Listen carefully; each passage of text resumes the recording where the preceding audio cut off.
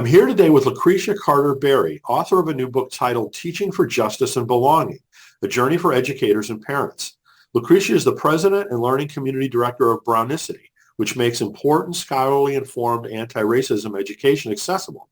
Lucretia is an anti-racism curriculum specialist, course designer, TEDx speaker, writer for Encourage.me, and author of What Lies Between Us, Fostering First Steps Toward Racial Healing. She earned her PhD in curriculum instruction from Iowa State University and her BA from South Carolina State University. You can learn more about Lucretia at brownicity.com. So thanks so much for joining us, Lucretia, and many congratulations on all of your work. Thank you so much. Thank you for having me. Thank you for noticing me.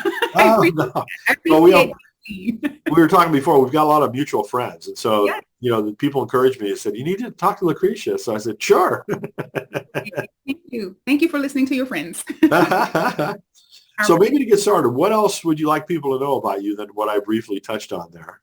Well, something that is very significant, and it actually feeds my work and fuels my work, is that I am in a multi-ethnic family. And so I am African-American. My husband is white American. He was born and raised in small town, Iowa.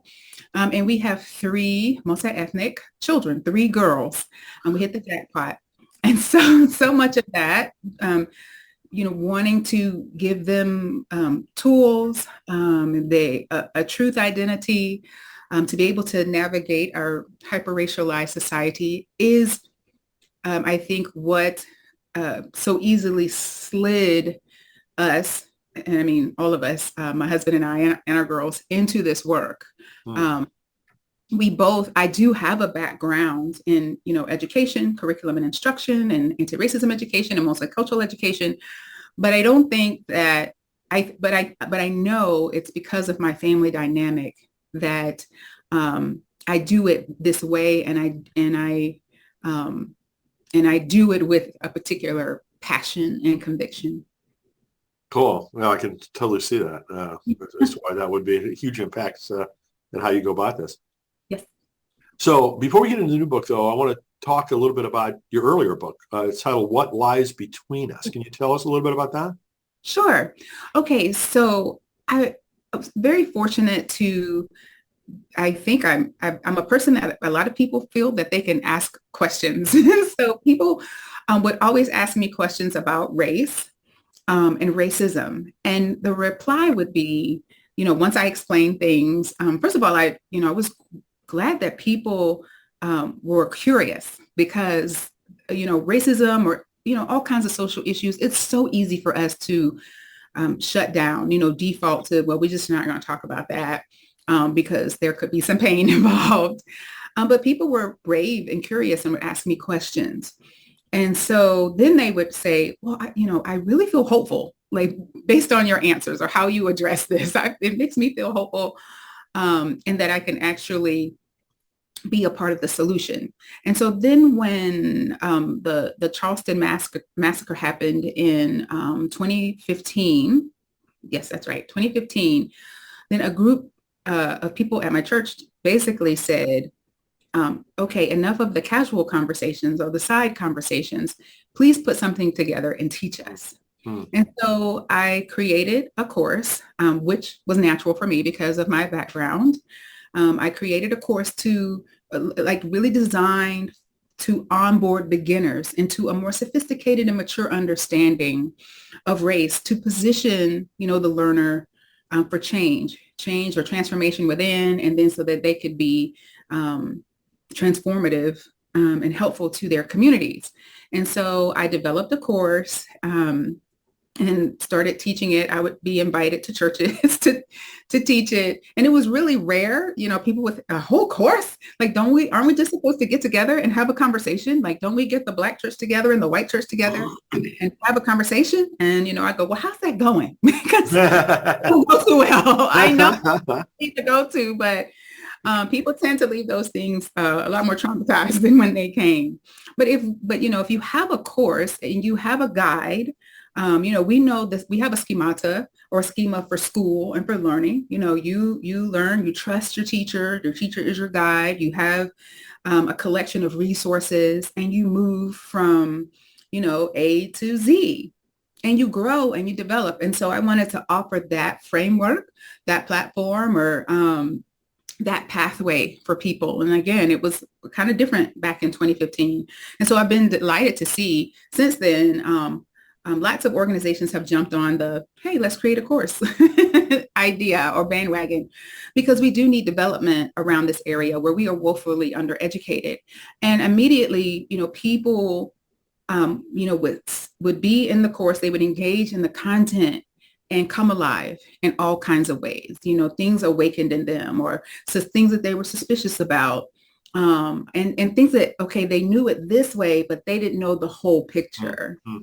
One of my favorite stories is of with this investment banker who was a part of the whole like redlining thing, but didn't know the impact of redlining, the social, political, and injustice of redlining. I mean, so he was blown away. And again, when people choose to come to a course, then they are choosing to lean in to learn. So then that course became What Lies Between Us, Fostering First Steps Toward Racial Healing, with a play on the word lies. And, people would think, oh, it's all lies. We've been lied to, this whole time. And like, yeah, pretty much. So that's how that came about. It's essentially a study guide for the course. And I wrote the study guide just for the people who would be taking the course. And it was because I had joined a self-published challenge, because I did not know how to do any of this. I'm like coming in as an educator, and I joined the self-published challenge and said, okay, I'll just self-publish this study guide. But what I didn't realize is that other people who are not in front of me as my students would buy it. People started buying it.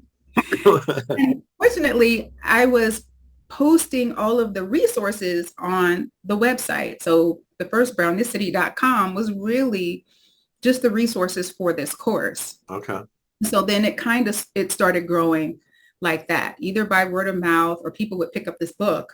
And then I start getting emails from all over the country. Well, hey, I can't access this resource. Is there another way? I'm like, wait, who are you? I don't know you. So that is What Lies Between Us. And then in 2019, I developed an online learning platform because social media was just too traumatizing for me and my personality, to be honest. So I created a space that is psychologically safe for us to bravely learn. And then and I put that course there. And in 2020, when people were ready at home, and ready to lean in and listen and learn, it blew up. And so, I went from, oh, this is just about the people in front of me, or this is just about the people that I am connected to people, all over the world who were taking the course. Very cool. Very cool. Wow.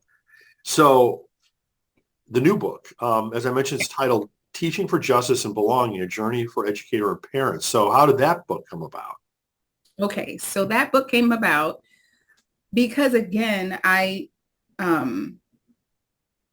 guess, well, eventually I was being invited into schools. So a parent, it's the whole, somebody at church who, wanted me to come to their school.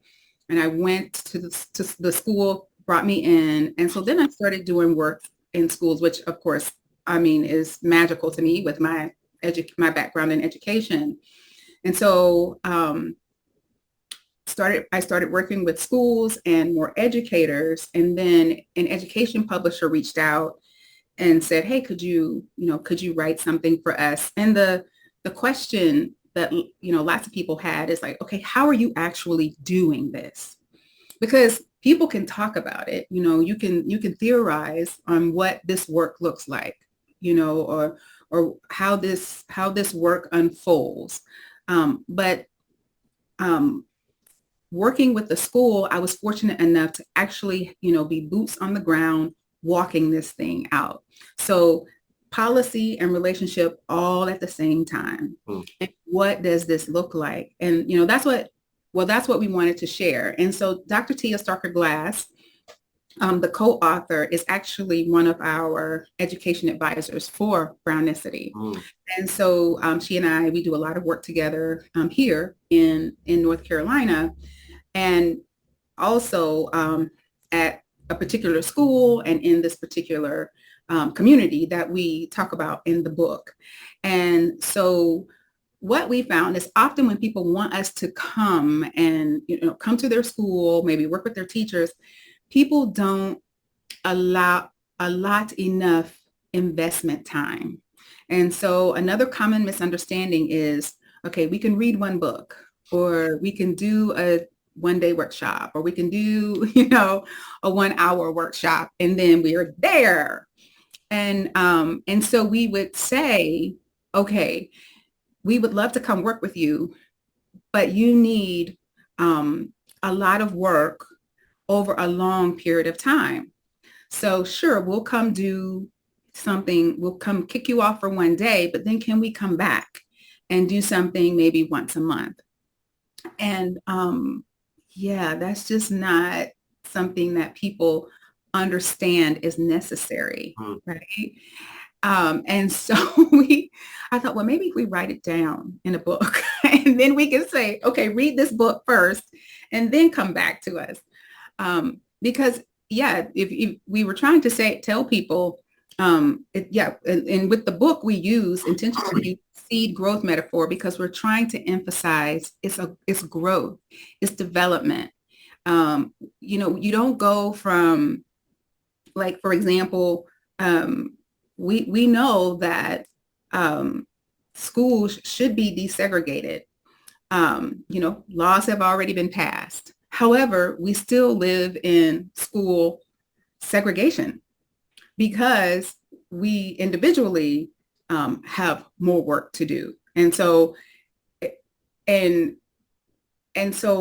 that doesn't happen by just, writing a law or changing a sign. Like, you have to walk it out. You have to plant the seeds for that. And just because you have, let's say white students and students of color or all kinds of diversity in the same building or in the same space, it doesn't mean that everyone feels that they belong. So you can't take a previously white institution or institution that was just meant for this type of student or this person, and then say, okay, now we're going to be open to everyone. And then magically the space feels like it belongs to everyone. That's not how that works. And so you have to, again, it's like you can't, I think I use this example in the book, like you can't just staple a bunch of fruit to a tree and say, now we have this multi-fruit tree. Like, you have to plant the seeds, you have to plant the seeds and then cultivate the garden, or cultivate those seeds, cultivate the soil, and then it grows. That takes time, that takes intention. And so that's why we wrote it, because I feel like we felt like that understanding was missing. Like, you have to cultivate the justice and belonging, or the kind of space, the kind of learning environment. That could be your home, that could be your classroom, that can be your community. You have to cultivate that very intentionally. You don't just, say, well, I did this workshop and I'm there and we're all there. No, the long-term commitment is the important element. So the book's description says that it provides a practical and powerful blueprint to uprooting racism in the educational setting. So what types of educational setting is this intended for? Sure. So we are using case studies and examples from, homes, schools, all kinds of schools. So Dr. Glass, she works in a university. I work part-time in a K through 12 school. So, and we also use an example from church, because I was doing a lot of work in churches initially. So anywhere where people learn, or an institution that is influencing, what people learn, how people learn, what people prioritize as important, then we have written this for you, for educators, parents, and leaders. So you've mentioned this a couple of times, and in the book, I know that you liken a sustainable and enduring growth process to that of a seed. Yeah. So can we talk about that a little bit more? Sure. Sure. Well, that really did help us because we had a lot to share. We had so much to share. So it really did help us organize this journey for people. We also use the seed growth metaphor because everybody can relate to nature. So it works across the board. So, if I'm working with parents and leaders and educators in a church, and when I'm working with parents and leaders and educators in a university or school, people understand nature and the intention and the intelligence of nature. And so, initially we say, welcome to our garden, right away.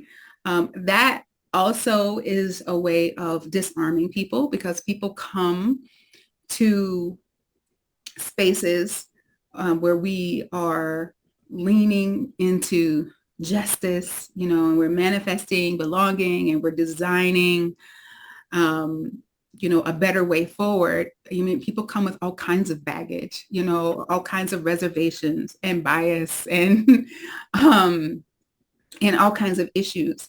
And so even using a growth metaphor like, okay, this is our garden, that disarms people, right? That helps regulate. Like, makes a lot of sense, yeah. Yes, that's on purpose. And so then we talk about, I'm looking at the table of contents here. And so we talk about the soil being the groundwork and really being honest with where you are. Because again, if you're trying to grow something, but you're not in the right climate, then the growth is going to be stifled. And so you have to be, very truthful about where you are as a person and then maybe the place in which you're trying to do this work. So for example, fortunately, I was invited into a school that most of the staff wanted to do this work. And I always think that's the best way to go to lead people who want to be dead versus, and, because I've also been to places and spaces where most of the people didn't want to be there. It was a terrible, terrible experience. So fortunately, if you're trying to start and grow and create something in an environment that does not want to grow and create, and then, you have to consider maybe a different way forward for yourself. So we spell all that out. Then we talk about seed and self-assessment and, learning your own. We talk about you have to know your own story because a lot of times when we learn about or when we look through the lens of race, we're either looking historically at those people who did that bad thing, or we're looking at those people over there who continue to do those bad things, but we miss how pervasive race and racism is and how it impacts all of us in every aspect of our lives. And so a part of what we're asking people to do is to understand race as an ideology and a mechanism, and then find yourself in the story. And lots of people don't know how to do that. Like, what do you mean? Like, my ancestors weren't even here during slavery. Oh, this is not about slavery. This is not about slavery, but this is about a particular way of thinking about humanity and thinking about ourselves as divided, groups of people that somehow can only exist in a hierarchy. And then seeing how that way of thinking and doing life has placed you where you are, right? And giving you tools that you have, and even has shaped how you think about people. And so we're asking people to even be very honest with themselves because we all are tools. And so we have to we have to assess ourselves as such. And then we just go on to root and then sprout, bud, budding.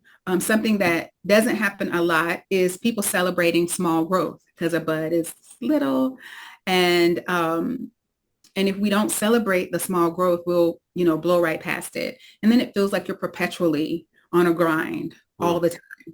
But yeah, like with this particular school, we've been working with this school for 5 years now. And the school isn't where it wants to be, but it's a whole lot further than a lot of institutions who haven't even begun to do the soil and the seed and the root work. And then we talk about weeds, and those are the things that you pull out, get out, so that you can continue to grow and then, of course, bloom. Very cool. I love the way that you weave that analogy through the entire book. I love that. So I'd like to read a couple of endorsements for the book, if I could. This one's from Michelle Reyes, our mutual friend. It equips us, she says, it equips us to better see, understand, and dismantle racism so that our children can flourish. So let's talk about dismantling. How does your book do that? Right. So we are, of course, talking specifically about institutions of education. And even though, our spaces currently are integrated, a lot of our institutions, education and churches, were originally designed for one group of people. And so although we have said, okay, well, now we can all go to school together in some places, or now we can all go to church together, we still have policies and practices in place that were not designed for everyone. And so for example, one of the cases that Dr. Glass, Tia, she shares is, a school. I want to say it was a private school or maybe a charter school, but their dress code and even and what they considered to be exceptional was very Eurocentric. And so when they shared with the students, okay, these are the kinds of hairstyles that would be not considered, would not be appropriate for the dress code. It was all students. It was all students of color with hair like mine, which with hair that, doesn't maybe lay down straight and isn't flat.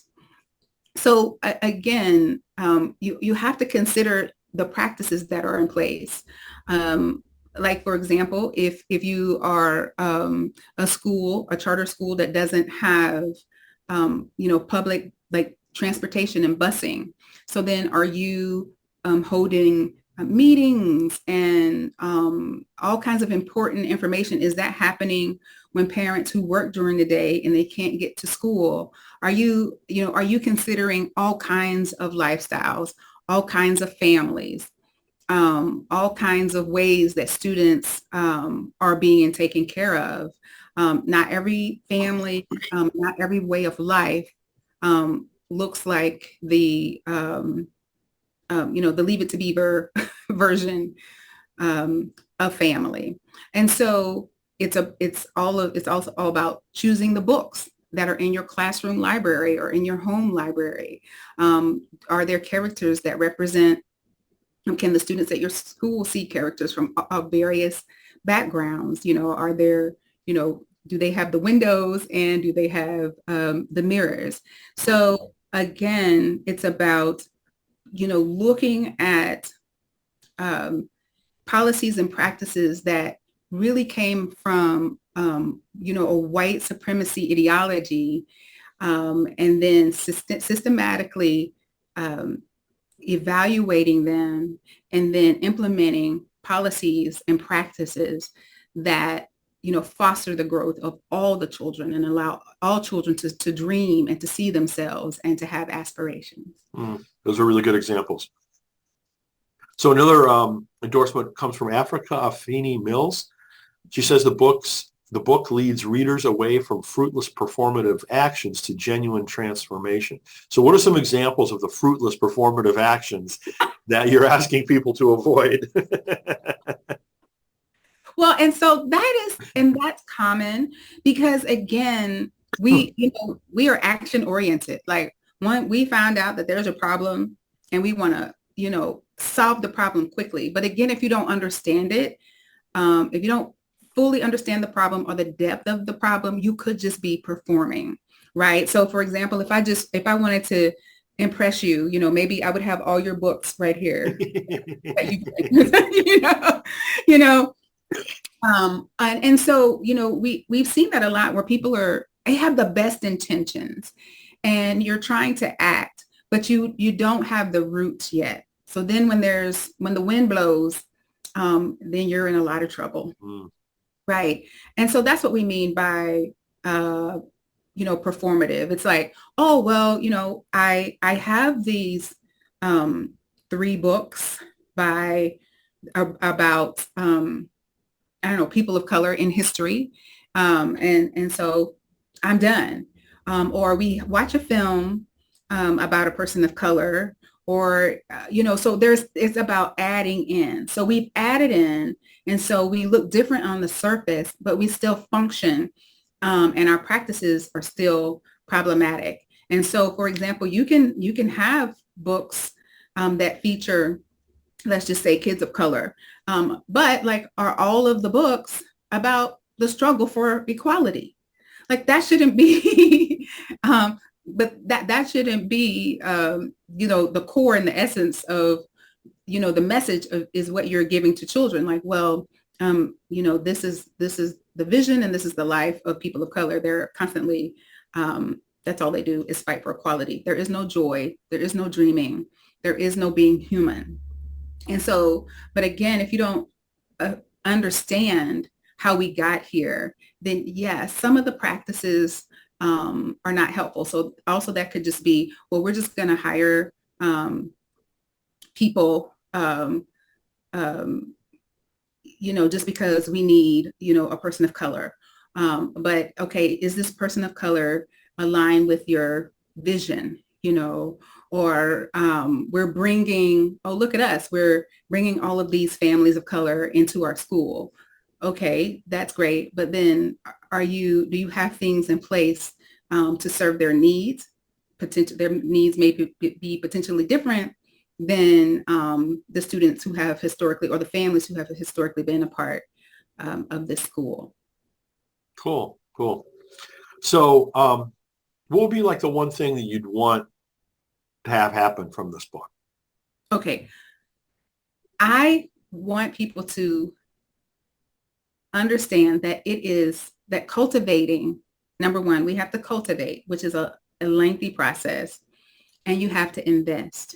You have to be very intentional. My heart breaks when the people think the answer is to put a Band-Aid on it, or to, throw some diversity at it, or, I'm going to, like I said, do a workshop. I've had the most success with, whether it be clients, like individual clients, or schools or organizations who we've had the opportunity to work together over years of time. And so that's what we feature in this book is, a process over years of time. We also give an example of a school who they refuse to invest in the time, the cultivation. They said, we got what we want from you from our from our one-day workshop. And we even said, okay, but can we come back and give educators and parents the support they need? No. So then when, I'll say, I won't name the name of the group, but there's a particular political organization that goes into schools and wreaks havoc. We've seen some things play out on the news at the school board meetings. So we, in our community, we were not, they also came to our community.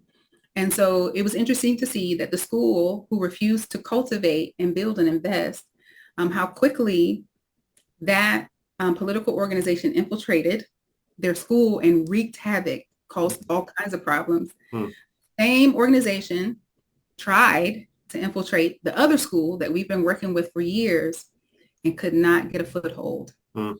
not get it. And like they would try and then they'd be shut down. And this is what we mean. Like if you grow the roots and you invest, like the seed will produce fruit. And we are not going to get where we want to be without sowing and cultivating those seeds. We Mm. just can't we have so much injustice sown, right? We do. And so we are reaping that harvest. So we've been reaping that harvest. If we want to reap a harvest of justice and belonging, we have to sow those seeds and we have to cultivate those seeds. So, beyond your book, obviously you offer different types of services and workshops and things like that. Can you describe kind of the scope of that? Sure. Well, I guess as I said at the top, or as you said at the top, I design courses, I design learning experiences. And I love to consider and dream and design, what helps people transform, right? We don't have to be conformed to this world, but we can renew our minds, we can be transformed. And so I offer the What Lies Between Us course. And because that one was designed for churches, I created a course called Foundations. And the Foundations course is for schools and corporations, and that onboards people. And then we have a learning community for people who want to plant themselves on a growth journey. And we have all kinds of like workshops in there, more courses, seminars, webinars, whatever you want. Like we have something even on conspiracy theory. Like if you want to understand why people believe conspiracy theories or what is behind that, we have, we just did something on the 4 attachment styles for communication, which is so important. What else? Media literacy, all of these things that are important to, we need to understand as we grow forward into, creating the change that we want to see. But we can't do that if we don't understand or we don't know. So Brownicity is all about, equipping, using education to equip and to give tools. So you're just not out here, going in circles. Like, and, we've seen with all our students, whether it be children or adults, we've seen that once people have a good foundation, they just take off. And, and I love that. Like, I feel like I get to watch miracles all the time, miracles happening all the time. So yeah, that's what Brownicity.com offers a learning community for people who really want to be invested in continual growth and supported growth. And so there we have lots of courses. You can buy the courses a la carte, or you can simply, you can become a member and then you get access to everything we do. I'm also a consultant. And so if you want my services, you check it out on Brownicity.com. And I work with individuals, with leaders on helping them. I love this one person said, go from being well-meaning to well-doing. I love that. Not mine. I didn't create it. That's great. Oh, it says a lot though. Yeah, it does say a lot. I love that. I love that. So yes, I love to help people grow. So are there any future books that you are able to talk about that you're thinking about at this point, or? Well, okay. So there is another book, Between What Lies Between Us and Teaching for Justice and Belonging. Ah, okay. Yeah, it's an activity book for learning about the skin you're in. It's called Hues of You, and it's for kids because I've worked a lot in classrooms and with children, and because adults really didn't know how to answer all of the questions that children have about around race and culture and and I'd say, well, here, just read this book and do this. And the teachers would say, no, you do it. I'm happy to. And then children have, once you give them language and a framework and just a little bit of understanding, essentially they say, oh my gosh, yes, I have so many questions. And so all of these questions they would ask, we'd always run out of time. So I created an activity book, and the activity book is to help children and their adults give them a framework and language and build positive pathways, because we don't like dismantle racism just simply by attacking racism. Like, yeah, that's a part of it too. But you also have to build our capacity to live beyond it. Does that make sense? Sure. Yeah. Yeah. So that's what the children's activity book does, is begin to equips kids, again, to have this capacity to see humanity as, a family. Okay, and this is why we look the way we look, and this is what culture is and ethnicity is, and then to begin to, at very early ages, see the absurdity of racism. Mm-hmm. Very cool. So that came out this year as well. That came Okay. out in February. Teaching and Justice and Belonging came out in August. And yeah, I am brewing something right currently. And it's actually my own story, which is actually pretty compelling, is what people say, we love your story.